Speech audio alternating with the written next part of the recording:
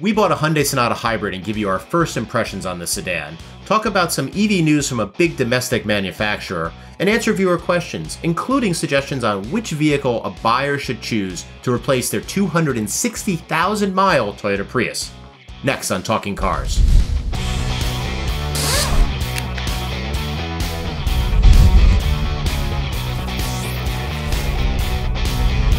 Hi everyone and welcome back. I'm John Lincove. I'm Mike Quincy. And I'm Jennifer Stockberger. And we've got a roundup of EV news, some breaking almost, and some a little older, about Ford, Volkswagen, and even Hyundai. Ford talks about their biggest product going all electric, not the full line. But Mike, what can you tell us about about Ford's announcement? Right, thanks, John. So mostly for Ford news, they announced an electric version of their most popular Ford F-150 pickup truck. They're talking about it, creating kind of a mobile office on wheels. You can plug in all the things that you're doing to your electric pickup, especially when you're camping and things like that. But what really struck me about Ford's announcement was they kept talking about its lowest expected lifetime cost of operation, less maintenance, low lifetime total cost. That seemed to be kind of the gist of their press release. And what I was, searching for, and this is the big skepticism that I have when it comes to electric pickup trucks, is what kind of really potential do we have here for towing, for hauling, for doing the things that pickup truck owners typically do with their vehicles? And you think about the heart of the pickup truck market. We're talking about like Midwest. We're talking about Texas, where things are way far apart. How is an electric vehicle going to handle driving great distances again and doing the things that pickup trucks do? I know that Rivian and Tesla is making a big deal about their electric pickup trucks, but in some ways it kind of reminds me. And I talk to a bunch of people that I know that study pickup trucks and study this market. And one of my good buddies pointed out, these electric pickup trucks, it almost seems like the sport pickup trucks in like the 80s and 90s. We're talking about the GMC Cyclone, the Ford Lightning. Yeah. They're really good at doing one thing, but they're not really good pickup trucks. So I'm wondering, how much of a market do we have here? And I get that electric is the future, but for a Rivian talking about $65,000, $70,000, Tesla's talking about building 250,000 to 300,000 Cybertrucks. I'm just not sure there's a market for it. Jen, pickup trucks in the family for a while. Yep. Tell us, what do you think? Will Jack be buying an F-150 EV?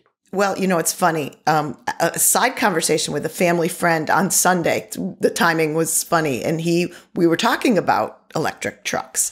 And he's a truck driver for a living, like 18-wheeler driver. And he said, you can't tell me that these electric pickups are going to be able to tow, right to Mike's point, are going to be able to tow as much as a gas-powered or diesel-powered truck. And what the specs are saying is that they are. But I think it points to, for a truck owner to embrace the electric, they better do as much, if not give them a little more, be it camping ability, plug-in ability, than the truck they currently have. Because currently, truck drivers have a lot of money to save with big tanks, lower fuel economy than anybody else. So the electric, I think of a fleet, a construction owner with a fleet of electrics that goes back to a home base and gets plugged in every night. There's a lot of money to be saved in terms of fuel with the electric trucks. But again, they better be as capable, if not more capable, than the truck they're getting out of. And I think it's a tough demographic to sell to.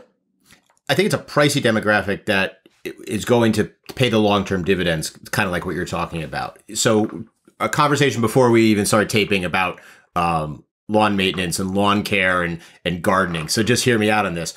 Imagine a guy who owns a fleet, a guy or gal, owns a fleet of pickup trucks for a landscaping business. Okay. So right now they're using, all kinds of gas-powered blowers, are using gas-powered trimmers, etc. So now you have an electric pickup. It's towing an open trailer with, a gas-powered big, maybe zero turn mower or something like that. But all the other devices now can be battery powered. They can plug it in and charge it while they're going from site to site. They're running around in town generally. They're not driving, 200 miles between jobs. So it's going to be that it'll fill a certain niche. It's not going to necessarily at this point in time, even in 10 years, maybe battery technology wise, be something that someone's driving across Texas without stopping, or, Texas to Washington State, 2 stops. But it does fill in a more of a work requirement. And it almost gets back to what pickup trucks are for versus, I get it. I've driven a ton of them and they're comfortable, but not a family vehicle. But it's the niche of work vehicles. And then you have your family vehicles that are going to be a lot differently capable, so they're going to still have two 40-gallon fuel tanks, and, you could drive forever without visiting a gas station.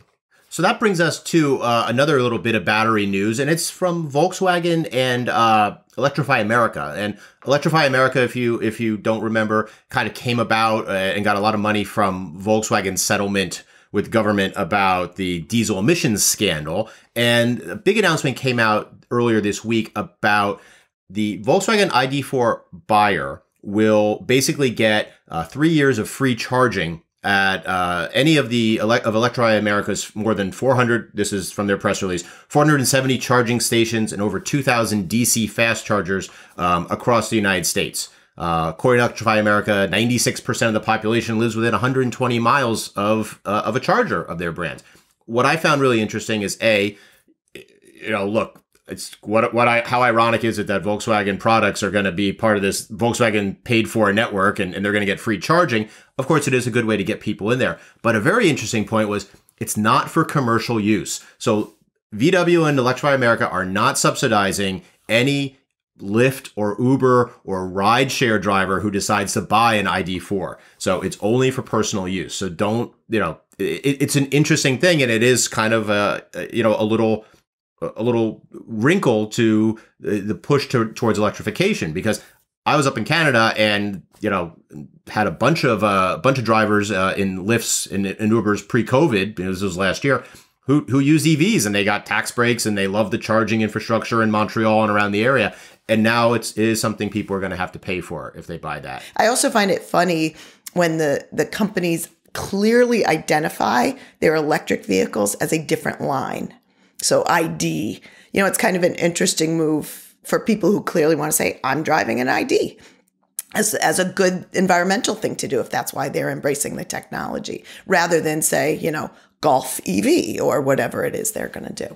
I was going to just say, Jen, were you reading the next envelope? Because Hyundai has done just that, where they have their I-oniq, but they've decided to make an I-oniq sub-brand, and all their electrics are going to be under this brand.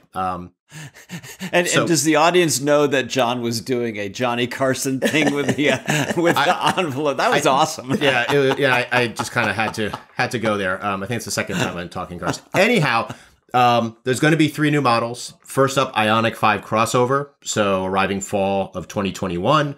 An I-oniq 6 sedan. So even though sedan market definitely is shrinking as SUVs proliferate, arriving 2022, and then guess Model Y, Model 3 sized, and then a large SUV, of course, the I-oniq 7. So that brings us to a electrified Hyundai as our car at the track. It just keeps going. It's like the Energizer Bunny. That's right.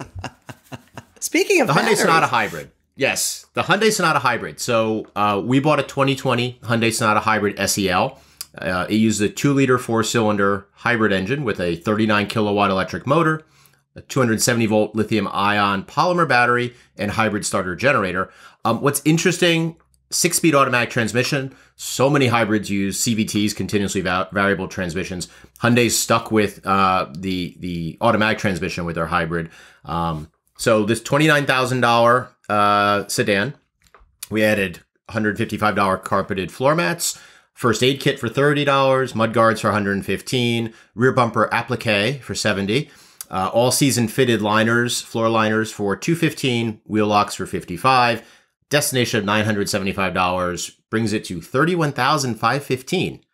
This is like The Price is Right. Come on. Yes. I should have asked you guys what you thought. So, Jen, You've spent time in it. Mike has, I have. But Jen, give us your impressions first. So I'm going to go back to what I said earlier, that for people to embrace electrification, hybridization, that it needs to do as well, if not better, than the car they're getting out of, the standard gas engine.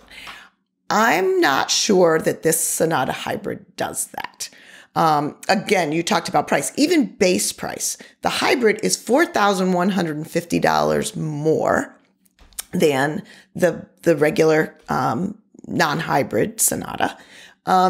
And we've come to expect certain benefits from hybridization, off-the-line acceleration for one, quiet for another.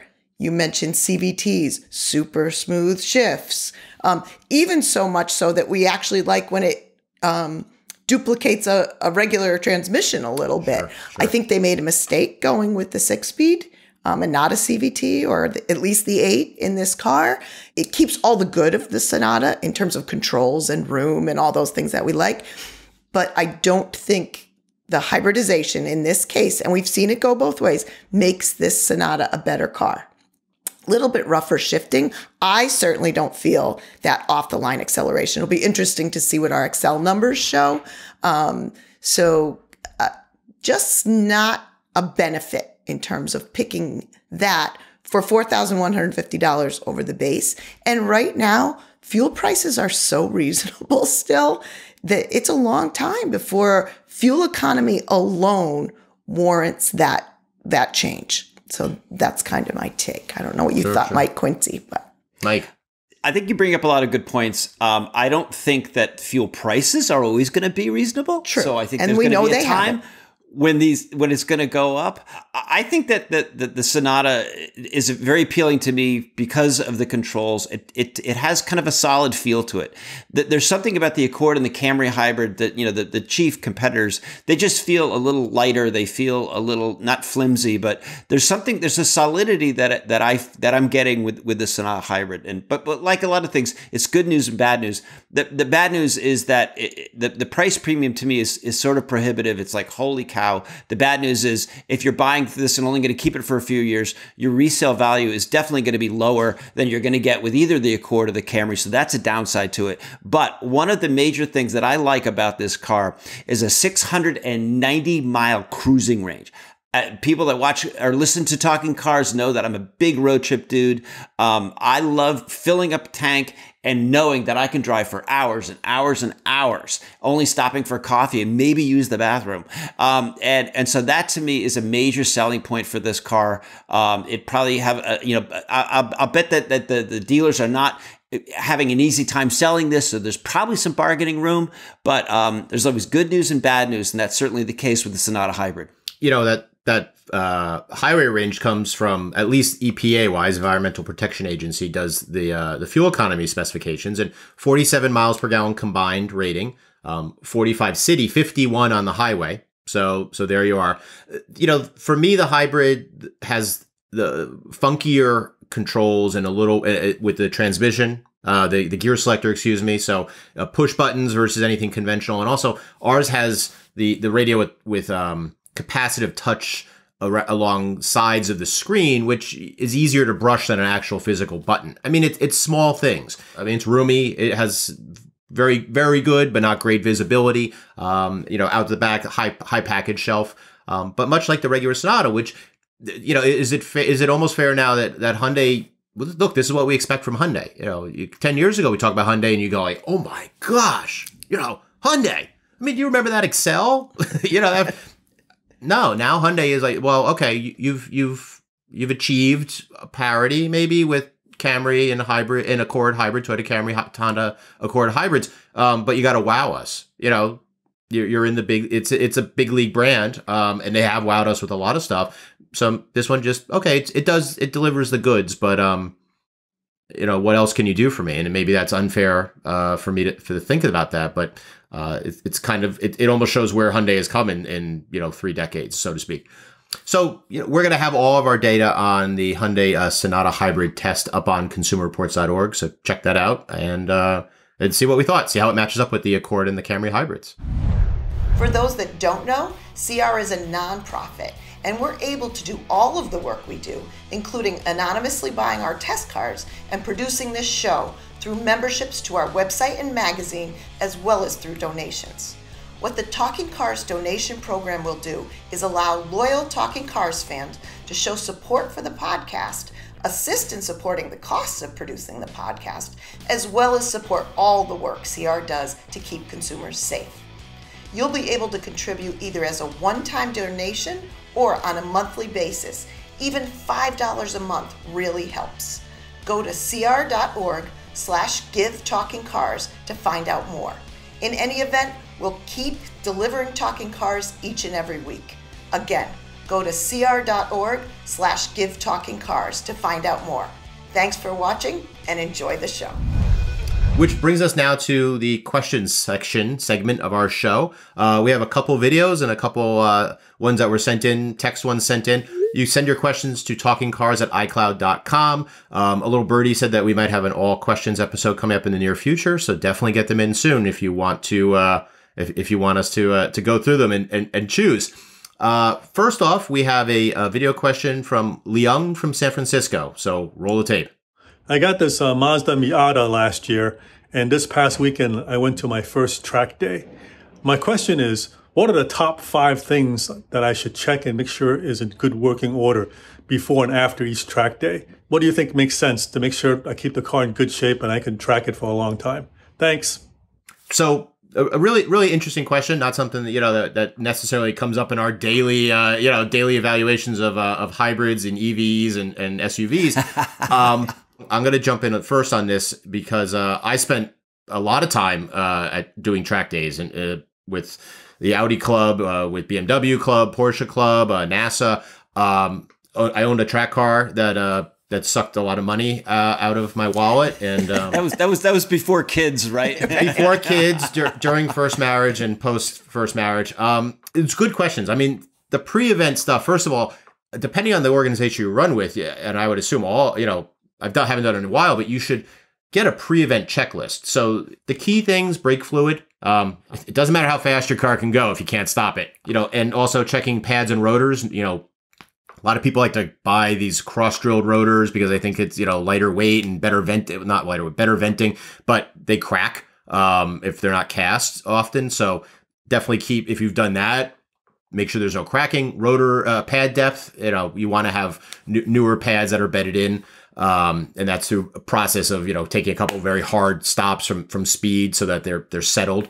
Coolant. You want to make sure the hoses, your coolant hoses are in good condition and topped off, because you lose coolant, you're going to have engine problems, expensive ones. Oil, same type of thing. Make sure your oil has been changed and is properly topped off. Tire condition. So Gene Peterson as well, we're channeling. You want to make sure that you have enough depth, but the tires are also in good condition. No bubbles, no uneven wear, and all-wheel drive car people, four tires should be like that. I can't replace 2. Belts are a little harder for people to inspect, but also just make sure your lights work. Have someone stand behind your car, a little off to the side, and make sure the brake lights all work, and make sure people can see your headlights and stuff like that. Mike, did you talk to Mike Monticello? What did he give? Any more information?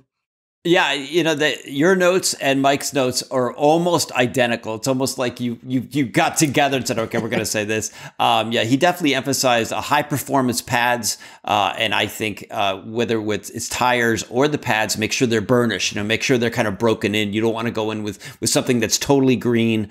And the final word from Mike Monticello, and it's apropos to this video question because it's about a Miata, and I will quote Mike here, and he says, and I'm going to look at my notes here: "Don't ever turbocharge your Miata for track day unless you're a super smart engineer. Just get a Honda S2000." Because apparently he had all kinds of issues, cooling issues and whatnot. I think in retrospect, he kind of wishes he didn't turbocharge his Miata, but that's just, little food for thought there. Jen, I wanted to ask you about some tire advice, because I've got some thoughts on it. And any tire advice or other advice for Leung? Right. So two things when I was watching Leung's video that came to mind is, one was a lot of times, and I suspect it's probably his case, your track car is actually the car you're driving back and forth from the track as well. So all of those things that you talked about inspecting, those should be done before you leave the track, because you don't know. The other thing that I thought of is actually our own avoidance maneuver. Some of the track days, autocross days, are coned courses. And he sounded like it was true track driving. But when you're doing autocross driving, those cones, as we see in our own avoidance maneuver, they can do a lot of damage underneath. If you grab one and drag it along or anything like that, go wide. So you might want to just get under there and look as well. But driving back and forth, you got to make sure. So tires in particular, they're going to be hot. They're going to be worn, particularly on one side, perhaps. So pay special attention. Do a real inspection of the tires before you get on the road. We could probably go on and do a full episode about this. So we're going to move to our second question from Daniel. He's a longtime audience member, and he has this question.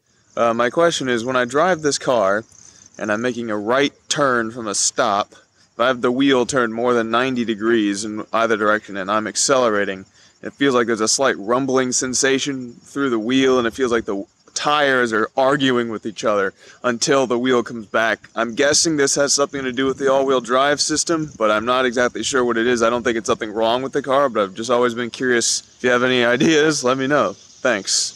So Jen, 108,000 miles on a Subaru Outback, but he's got a little problem with it. What did you track down? What's your expert opinion on it? So it's funny. Originally, I thought it was kind of that crabbing. You know, when you're in like a full-time four-wheel drive and you go into a parking space and you've forgotten to take it out of four-wheel drive in the dry, and it does that kind of shuddery crabbing. But I did reach out. I did not know the answer for Daniel. And Daniel, we appreciate you watching. So I did reach out to our chief mechanic, John Ibbotson. And what he said is, first of all, an aging all-wheel drive on a vehicle of, that vintage and that many miles is not uncommon. But he said it's possibly a CV shaft. If that checks okay, and I'm reading what he wrote, I would look into the differential sticking. So binding in an all-wheel drive system does happen and can sometimes be remedied by simple fluid flush at the dealer. So changing that diff fluid. And if that doesn't help, the next step would be a differential repair, which hopefully it's not, Daniel, but I would go with the differential fluid flush and see if that remedies the problem. So Daniel, please send us feedback on what happens, because we do want to know. If it could be something else, it'd be great to learn. But hopefully that simple fluid flush does address your issue, and it doesn't cost too much. So that brings us to our next question, which is from Davidson from South Carolina, who writes, I'm currently talking to multiple dealers about the Kia K5 GT releasing in November. I have had one dealer say they can order the exact color and packages on the car that I want, while others say that's not possible and they may or may not get the exact one. What's the deal with allocations and ordering new cars? A very good question, because we deal with this a lot.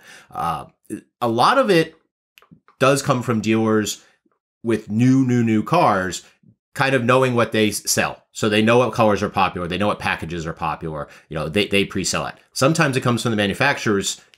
This is what they're building. I remember looking for a Volkswagen Passat, and they had the R line and the entry level, and that's all that they had at first. And those were the two that we could choose from, and it wasn't the SE that we wanted, or it wasn't the SEL, that we wanted.